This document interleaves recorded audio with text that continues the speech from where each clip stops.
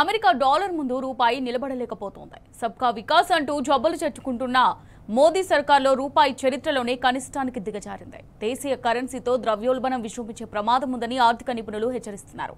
ఇప్పటికే నిత్యావసర ధరలు పెరుగుతూ సామాన్యుడి నడ్డి విరుస్తోంది. పరిస్థితులు ఇలాగే కొనసాగితే సగటు వ్యక్తి బడ్జెట్ తలకిందులు కావడం ఖాయం.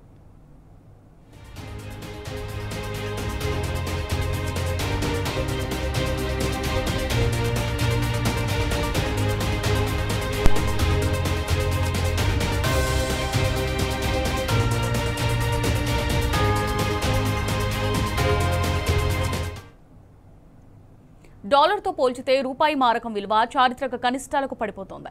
మునుపెన్నడూ లేని విధంగా ఇంటర్ బ్యాంక్ ఫారిన్ ఎక్స్చేంజ్ వద్ద భారతీయ కరెన్సీ వాల్యూ భారీగా పతనమైంది. ఒకానొక దశలో 90.43 స్థాయికి క్షీణించడం ఆందోళనకు గురిచేసింది. ఆల్ టైమ్ ఇంట్రాడే కనిష్ట స్థాయి రికార్డును నెలకొల్పింది. ఆ తర్వాత మళ్లీ కోలుకొని 90.15 వద్ద ముగిసింది. ఆ తర్వాత 90కి దిగువన 89.89 వద్ద స్థిరపడింది. ఈ మేరకు ద్రవ్యోల్బణం ముప్పు పొంచి ఉందని ఆర్థిక నిపుణులు హెచ్చరిస్తున్నారు. గత కొద్ది నెలలుగా అమెరికా కరెన్సీకి డిమాండ్తో రూపాయి వాల్యూ అంతకంతకు పతనమైపోతుండడం దేశ ఆర్థిక వ్యవస్థపై పెనుభారంగా మారబోతోంది.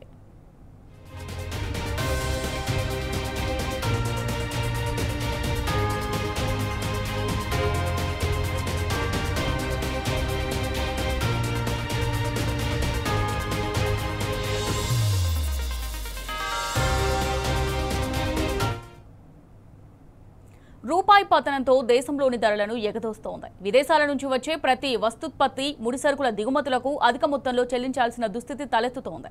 మార్కెట్లో ఆయా ఉత్పత్తులు, సేవల ధరలు కూడా పెరుగుతాయి. ఇప్పటికే సామాన్యుడి జేబులకు చిల్లులు పెడుతున్న ధరలు నేడు రూపాయి పతనంలో మరింత భారం కానుంది. ముఖ్యంగా దేశీయ ఇంధన అవసరాలు 80% వరకు ఆయా దేశాల నుంచి దిగుమతి చేసుకుంటున్న ముడి చమురుతోనే తీరుతున్నాయి.